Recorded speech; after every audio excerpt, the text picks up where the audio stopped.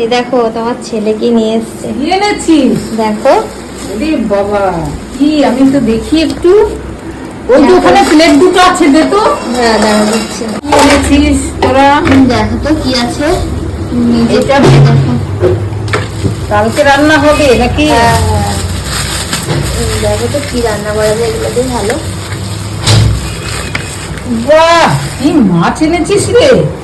এত সুন্দর, এগুলো পাবদা মাছ, এত সুন্দর বড় বড়। হ্যাঁ। ও আর এটা দেখো। দারুণ জিনিস এনেছিস, আমার খুব পছন্দ।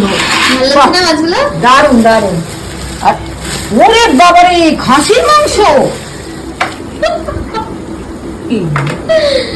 কেমন বলো মাংসটা? দেখি দেখি। ও, এই তো হেভি খাসির মাংস এনেছিস রে। এই যে তেলগুলো আমার খেতে খুব ভালো লাগে। মাংসের গায়ে একটু তেল না থাকলে কোনো মজাই নেই।